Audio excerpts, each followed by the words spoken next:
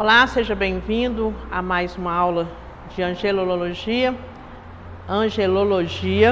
e hoje o nosso assunto é Lúcifer e os anjos maus.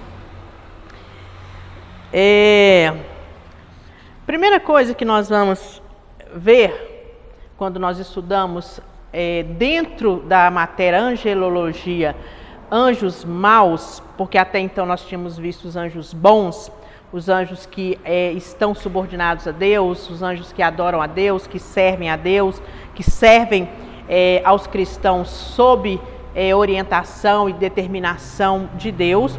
Agora nós vamos ver os anjos maus.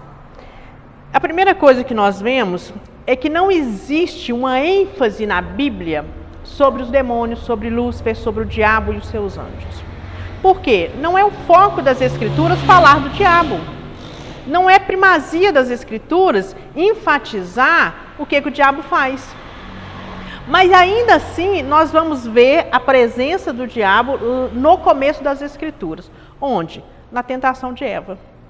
Então, a Bíblia já de início, depois de toda a obra, de toda a descrição da obra criada por Deus, ela nos dá a informação de que o diabo veio até a obra criada de Deus, que foi a mulher, Eva, e traz a ela uma dúvida, um questionamento acerca de uma ordem clara e expressa de Deus. O que Deus diz para Adão, e consequentemente para Eva? Olha, vocês podem comer de tudo, mas o fruto do conhecimento do bem e do mal vocês não devam comer, porque o dia que vocês comerem, vocês vão morrer. Então a serpente, a Bíblia fala que a serpente, a mais astuta de todos os animais selvagens, que Deus criou, foi o instrumento usado pelo diabo para atacar uma outra obra criada de Deus, que era Eva. Então a serpente aborda Eva e diz: foi assim mesmo que Deus falou? É isso mesmo? Ou seja, a primeira ação do diabo na tentativa de convencer Eva a mudar a sua determinação de obedecer ou não a Deus foi colocar uma dúvida. Então, quando ela coloca a dúvida, ela diz: olha, não é bem assim. Na verdade, Deus sabe que quando vocês comerem da fruta do bem e do mal, vocês serão iguais a Ele. Ou seja, ele planta uma dúvida e imediatamente ele planta a semente que existia no coração dele, a de ser igual a Deus. Então, nós vemos nesse início, ali logo no livro de Gênesis, essa atuação do diabo. Quando nós andamos um pouco mais na Bíblia, nós vamos ver no livro de Jó, o diabo tendo acesso à presença de Deus para falar de outro ser criado de Deus. De quem? Jó. E o que o diabo coloca diante de Deus? Uma dúvida. Será que ele continua fiel se o Senhor tirar tudo que ele tem? Primeiro ele tira os bens, depois ele tira filhos, depois ele tira a saúde. Ou seja, mais uma vez, o diabo diante de Deus para tentar destruir a obra que ele criou, o homem. O que o diabo queria quando ele põe em dúvida a fidelidade de Jó? O mesmo que ele fez com Eva: afastar o homem de Deus. É prerrogativa do diabo ser contra Deus. E uma vez contra Deus, ele é contra tudo que Deus criou, contra tudo que Deus faz, a começar pelo homem, que é a primeira obra criada de Deus, depois de toda os seres de toda a natureza. Então, mais uma vez, o diabo aparece no Antigo Testamento, tentando destruir mais uma obra de Deus. Quando a gente caminha mais um pouco, a gente vai ver o diabo no livro de Daniel, quando ele tenta impedir que chegue para Daniel uma resposta que ele buscava de Deus. Então, no Antigo Testamento, as passagens mais enfáticas, mais relevantes, mais a respeito de ações do diabo são essas. Por quê? Não existe ênfase na atuação do diabo no Antigo Testamento.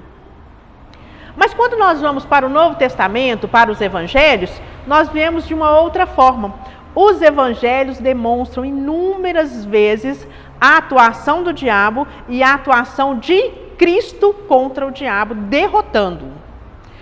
Por que existe essa diferença entre o Antigo Testamento e o Novo Testamento? Podemos pensar da seguinte forma.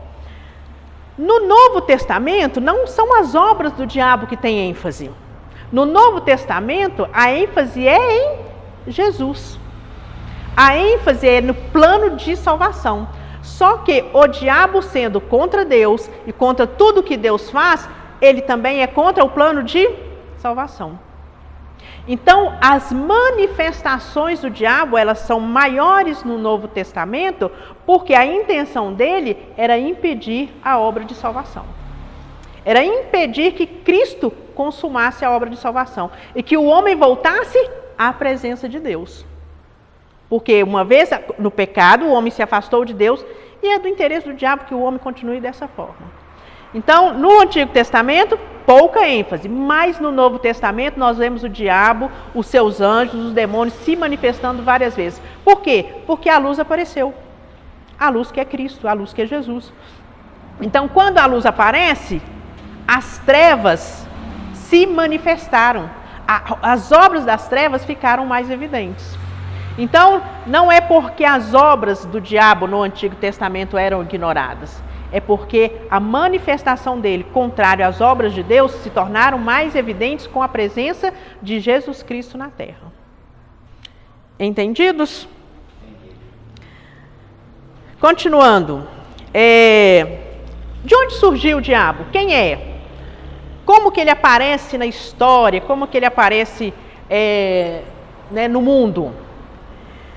Nós sabemos, além dos anjos bons existem os anjos maus, mas a primeira coisa que nós vamos pensar é que o diabo ele foi criado por Deus para ser diabo? Não, ele foi criado Lúcifer.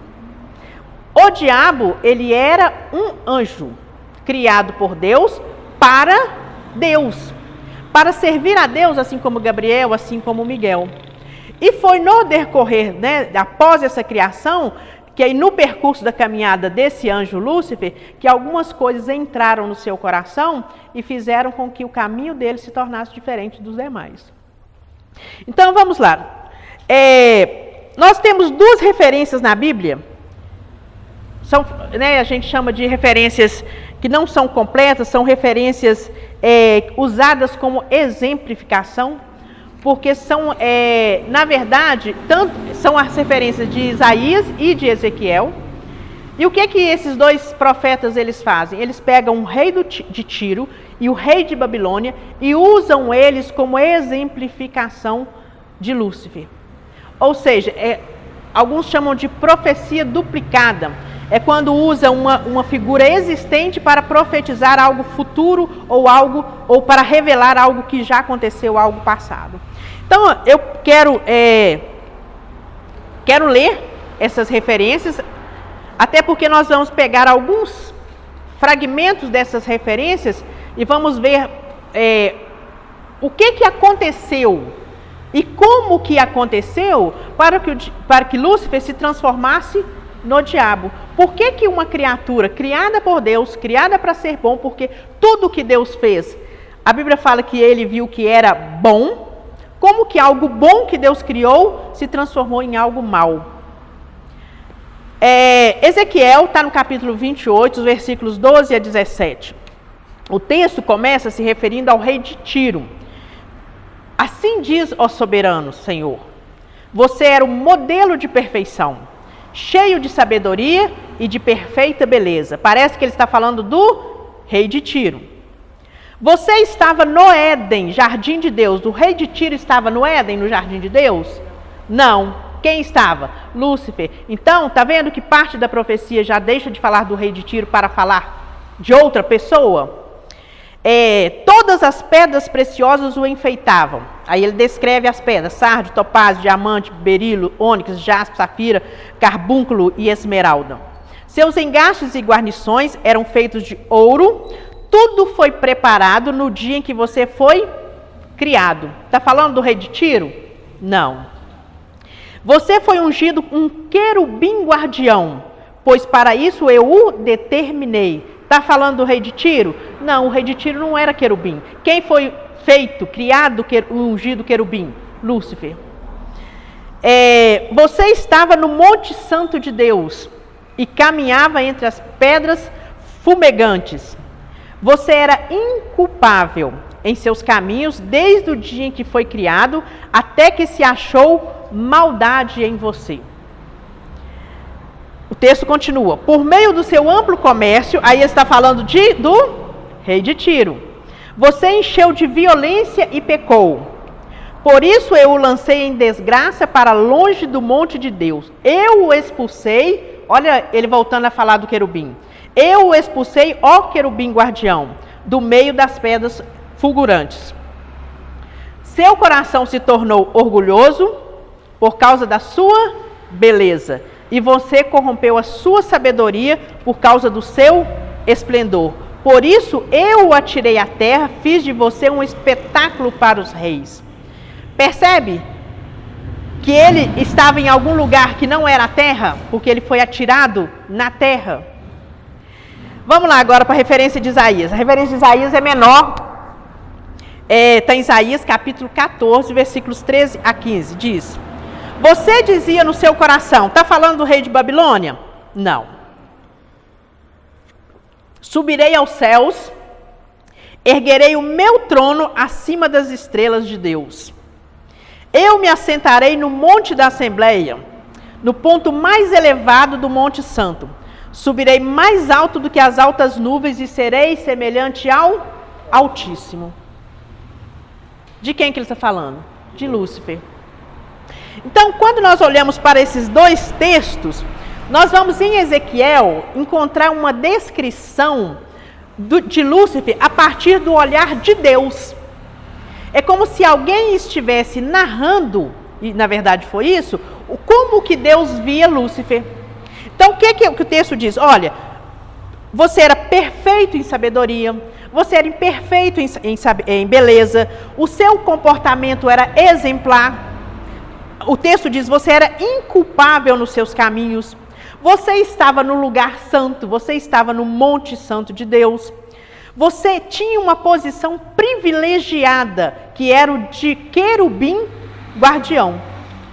Ou seja, Deus falando a respeito do querubim ungido, de Lúcifer. Quando nós olhamos para a narrativa de Isaías, nós vamos ver uma narração, uma fala de alguém que está falando do que aconteceu com Lúcifer, a partir do olhar que essa pessoa, do escritor está tendo, para Lúcifer. Enquanto Ezequiel conta olhando para Deus, Isaías conta olhando para Lúcifer. O que Lúcifer diz? Eu subirei ao céu. O texto começa, eu subirei ao céu. Isso mostra a intenção de Satanás, do diabo, de Lúcifer, de estar acima da criação e acima do Criador. Ele já não estava no céu? O céu já não era morada dele? Então eu subirei ao céu. Ele não está falando do céu, o local onde ele estava. Ele estava falando de um lugar, de uma posição mais alta, que até então ele não ocupava. Nós vemos isso na parte seguinte do texto, quando ele diz o seguinte: acima das estrelas de Deus. Em algumas referências bíblicas, estrelas se refere a anjos. Então, se nós entendermos esse texto, quando ele fala subirei acima das estrelas, ele estaria dizendo subirei acima dos anjos. Ele está querendo uma posição de superioridade sobre os demais. E olha que ele já tinha. E olha que ele já era um querubim ungido, um querubim guardião. Ele não era um anjo comum, né? Vamos assim colocar.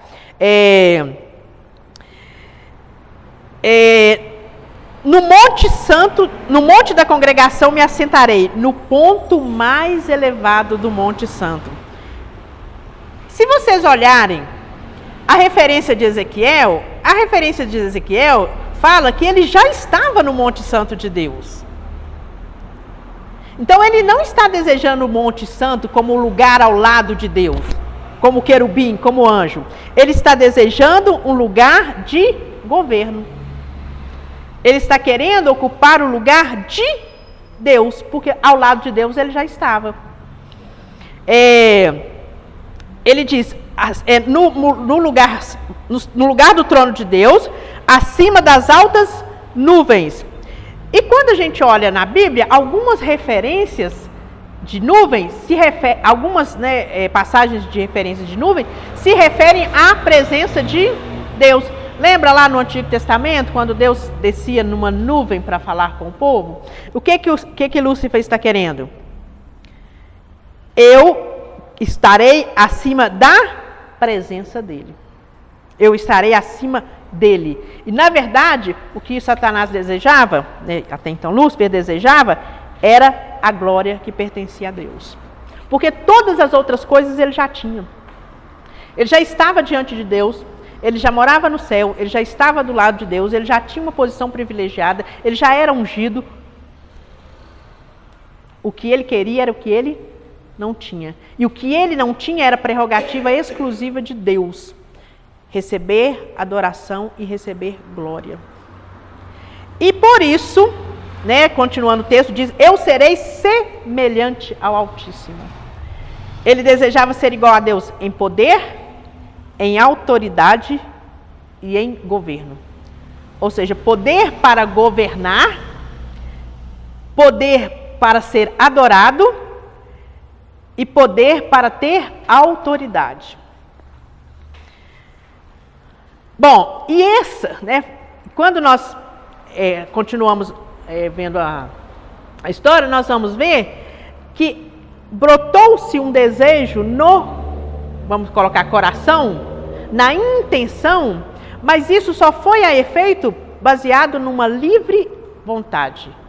Ou seja, na capacidade que ele tinha de escolher. É quando ele deseja aquilo que ele já tem, mas baseado naquilo que ele não pode ter. Depois do pecado, o que acontece? Lúcifer foi expulso do céu e ficou sem morada, sem habitação. Paulo escreveu que ele mora nas regiões celestiais, um lugar que, segundo alguns estudiosos, é chamado de firmamento. Entre o céu que nós conhecemos, a atmosfera terrestre, e o céu, a habitação de Deus.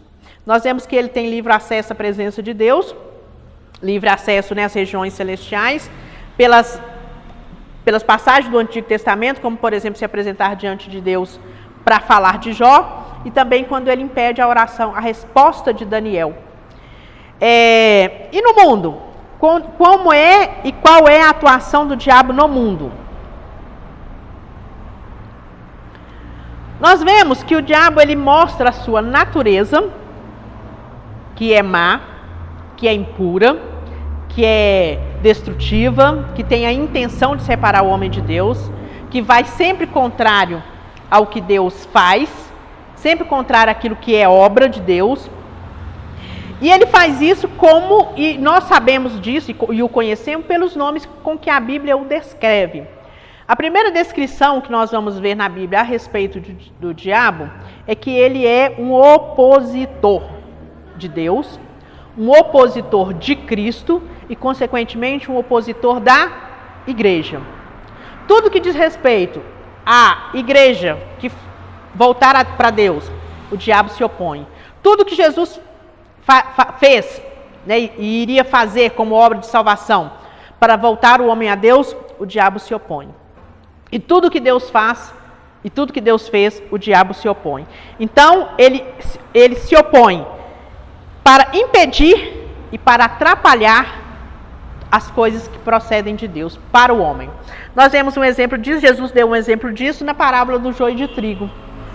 Quando ele fala que quem semeia o joio no meio de trigo é o inimigo, é o diabo. Qual que é a intenção? Atrapalhar. Semear para que o trigo se contamine. Segunda atuação e segundo nome com que ele é descrito. Ele é o pai do pecado e o pai da mentira. O pecado, ele não teve uma criação, não foi criado, mas o pecado, ele teve um princípio. Ele teve um início. E o início do pecado não foi no Jardim do Éden. O início do pecado se deu com Lúcifer. O pecado, ele não nasceu de uma ação, ele nasceu de uma intenção. Ele nasceu de um desejo no coração desse anjo. E quando nós olhamos tanto para Isaías e Ezequiel e também lá para Gênesis, que é a primeira manifestação do diabo para levar o homem a pecar, nós vamos ver elementos comuns, que é o que eu já falei para vocês no início. O que fez o diabo cair é o mesmo que ele tentou fazer com que o homem caísse. Será ser semelhante ao Altíssimo, ser igual a Deus. Colocar no homem o mesmo sentimento que ele teve, o sentimento de ser igual. Outras atuações do diabo que nós encontramos descrito na Bíblia. Ele é descrito também como príncipe desse mundo. Isso se refere à atuação do diabo e às suas manifestações no mundo, no governo do mundo, podemos dizer no mundo político, no governo político. E ele é também descrito como Deus desse século, quando existem as manifestações e atuações do diabo no mundo voltado para o espiritual, para o relacionamento do homem com Deus, para o relacionamento da igreja. Nós vamos ver, quando fala príncipe desse mundo, ou Deus desse século, não quer dizer que ele manda, não quer dizer que ele tem o governo, que ele tem a autoridade, porque tudo que o diabo faz, toda obra que o diabo faz, está sob a onisciência e a onipotência de Deus. Isso quer dizer que ele tem o controle do que é mal. Ele tem o controle do mundo mal, do mundo perverso. Ele tem o controle dos demônios, ele tem o controle desse mundo espiritual maligno. E ele tem o controle de todos aqueles que o servem. Então, é príncipe desse mundo e Deus desse século. E Paulo também o descreve como príncipe das potestades do ar, ou seja, dos demônios que residem no ar e que atuam no ar. Paulo diz que ele atua nos filhos da desobediência. Outros nomes que Lúcifer não tinha, mas que ele adquiriu com a sua queda. Diabo. O que significa diabo? Acusador. Apocalipse diz que ele acusa os filhos de Deus. Satanás, que era um nome também que ele não tinha, que significa adversário, né? Nós estamos falando desde o início da aula. Adversário de quem? Adversário de Deus e de tudo que Deus criou. Pedro escreveu que o diabo ele é um inimigo que ruge como leão, procurando quem possa tragar. Do que ele está falando? Ele está falando do quanto ele é cruel, do quanto ele é perverso, do quanto ele pode ser maligno na sua intenção. João escreveu que ele é homicida desde o começo, que ele é mentiroso, que ele é pai da mentira. Paulo escreveu que ele pode se transformar em anjo de luz, e isso está falando de quê? Do quanto ele pode enganar, do quanto ele pode se disfarçar. E nós vamos perceber isso quando nós acompanhamos toda a narrativa do Novo Testamento, principalmente nas atuações, quando Jesus ele se apresenta para libertar alguma alma, o quanto em algumas situações o diabo ele estava enganando. Nós vamos ver, por exemplo, influências quando Ananias e Safira, não a personificação do diabo, mas o quanto ele influencia aquele casal a enganar. Então, quando nós lemos esses nomes, não é só o diabo, só ele faz. Ele influencia para que as outras pessoas cometam as suas ordens, ou executem as suas ordens. Uma vez que eu executo a ordem dele, eu sirvo a ele. Uma vez que eu sirvo a ele, eu não sirvo a Deus. E esse é o plano. A Bíblia diz também que ele controla e cega a mente dos incrédulos, ou seja, ele impede que os incrédulos tenham visão, tenham entendimento da palavra.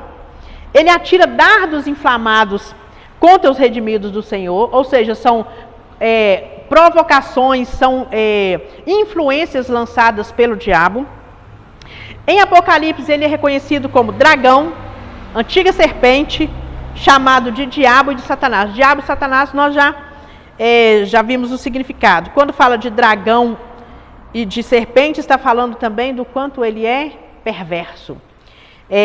Ladrão e assassino é o que João descreve.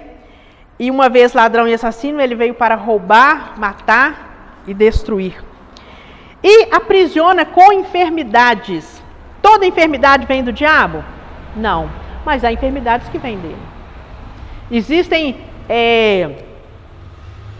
distúrbio mental que vem dele. Existem enfermidades do corpo físico que vem dele. Todas são? Não. Mas ele tem a capacidade de aprisionar. O Jesus curou uma mulher e disse, peraí, não convém libertar essa que o diabo está escravizando, essa cativa? Então, existem no Apocalipse, nós vamos encontrar que ele é chamado de Apolion, ou seja, o destruidor, faz parte das atribuições e das ações do diabo no mundo. Beelzebum é um deus filisteu que significa sujeira. Quando Jesus expulsava os demônios, eles diziam, olha, ele expulsa por Beelzebum. Eu falei assim, mas peraí, se Beelzebum é o líder dos demônios, como o líder expulsa os próprios demônios?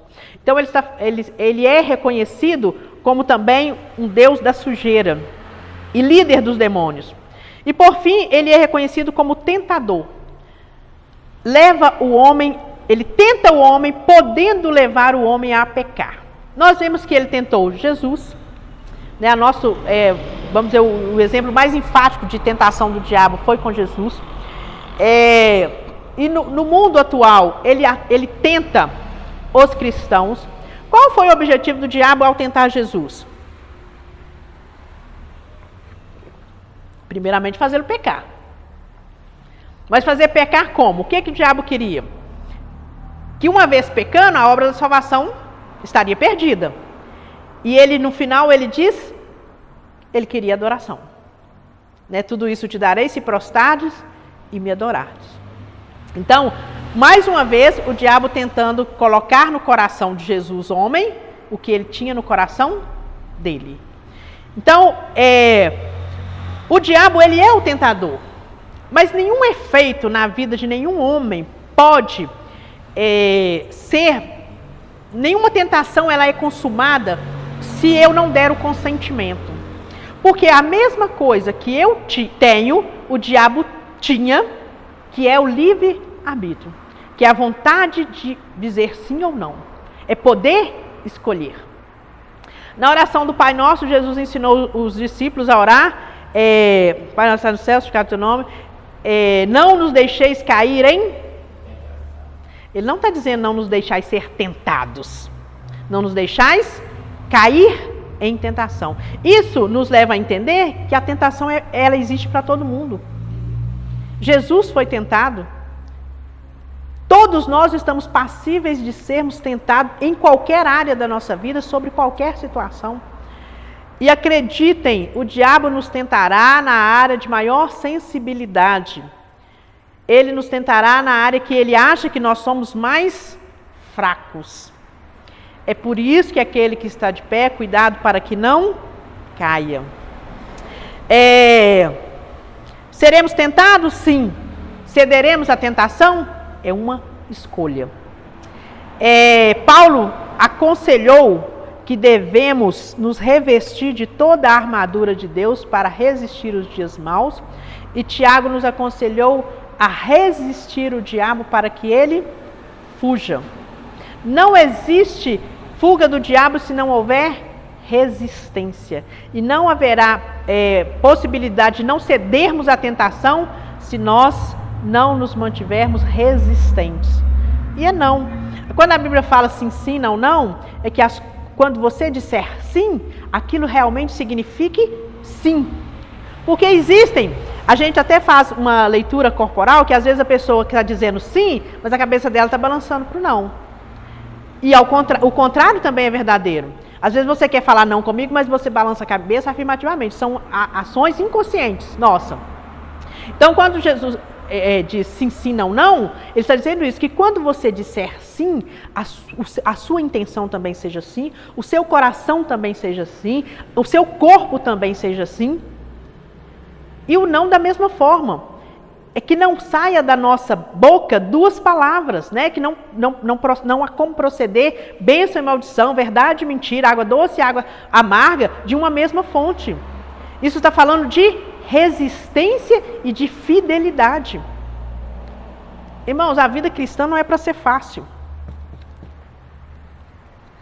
É uma vida de batalha diária, de luta diária. Com o diabo ao derredor, rugindo como um leão, procurando alguém para tragar. Mas Jesus, quando subiu ao céu, ele nos deixou um consolador para estar conosco todos os dias, até a consumação do século, e disse aos discípulos: eu vos darei poder para pisar serpentes, escorpiões e toda a obra do mal. Então, vamos lá, continuando. Qual que é a natureza do diabo? Primeiro, são seres inteligentes. Não pense que o diabo é bobo, nem burro. Ele é um ser inteligente porque ele tem vontades pessoais. O que é vontades pessoais que nós falamos acerca dos anjos? São vontades de pessoas. São características de pessoas. Ou seja, são emoções, são sentimentos, são manifestações de emoções. Quando Jesus ele se aproximou de um endemoniado, os demônios tiveram atitudes humanas. O que foi? Pessoais, de pessoas. Eles gritaram. Obviamente, ele estava usando o corpo de uma pessoa. O que nós temos? O que temos nós contigo, Filho de Deus? Ou seja, ele tinha ciência de quem era Jesus. Vieste nos atormentar antes do tempo? Ele tinha ciência que Jesus ainda não os lançaria no inferno. Então os demônios lhe rogaram: se nos expulsar, manda-nos para a manada de porcos. Isso mostra que eles têm vontade própria. Eles fizeram uma escolha. Jesus, deixa-nos na manada de porcos. Ou seja, eles são seres com conhecimento, eles não são oniscientes, mas eles têm conhecimento. E eles são seres inteligentes, no sentido de saber de coisas passadas, não no sentido de adivinhação, e de entender e de saber a respeito de Deus algumas coisas futuras. Por exemplo, o tempo de Jesus atormentá-los. São seres espirituais. Isso significa que são espírito, não tem corpo humano, não tem forma humana. São também chamados de espíritos imundos e que foram destituídos dos seus... Ou seja, eles não têm corpo. Eles não possuem forma corpórea. Nós vemos que os anjos, eles se manifestam adquirindo forma corpórea. Muitas vezes nós vamos ver os anjos se apresentando de uma forma humana. Os demônios, eles não se apresentam em forma humana, eles possuem os corpos humanos, porque eles perderam a capacidade, né? A referência bíblica para isso é Lucas 9,38, que diz que entre a multidão surgiu um homem dizendo: mestre, meu filho está possuído por um espírito imundo, que atira ele no fogo, atira na água, ele se convulsiona, ele espuma. Ou seja, meu filho está todo quebrado, todo quebrantado de ser possuído por um demônio. Quando Jesus se aproximava, o demônio se atirou no chão e Jesus repreendeu o espírito imundo. Ou seja, a presença de Jesus trouxe aquele espírito, reconheceu a presença de Jesus. Reconheceu Jesus como autoridade sobre ele. São muitos, são inúmeros. Jesus certa vez perguntou para uma pessoa endemoniada quem ele era. Ele disse: sou legião, porque somos muitos. Existe um estudo que fala que legião era aproximadamente, dependendo da tropa, de 3 a 6 mil soldados romanos. Se referia ao exército. Então, isso nos mostra o quê? Que assim como os anjos do céu, os demônios são inúmeros, ou seja, são números suficientemente elevados que a gente não dá conta de contar. E são chamados de espíritos imundos, revelando que eles são maus, mas eles também são imorais. Não é só sujeira física, mas é uma sujeira moral. E o que aconteceu com o diabo depois da queda?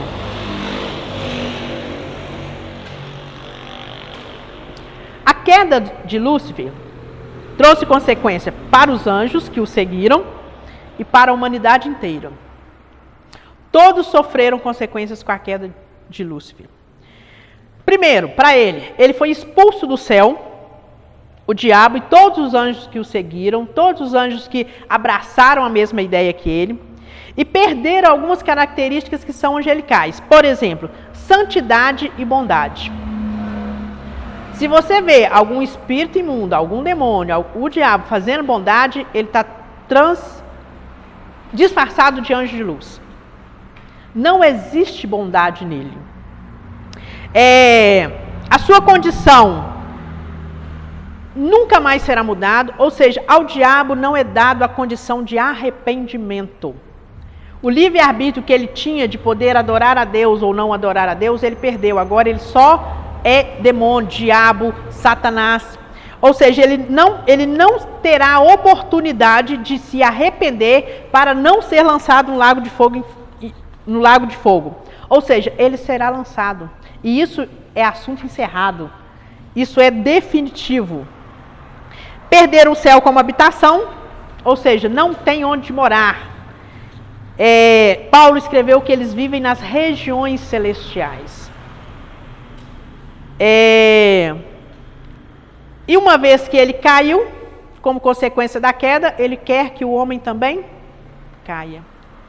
Fez isso no Éden, tentou fazer isso com Jesus, e depois da obra da cruz, ele continua tentando para que o homem não volte nem se aproxime de Deus. Amém? Encerramos aqui mais uma aula. Até a próxima.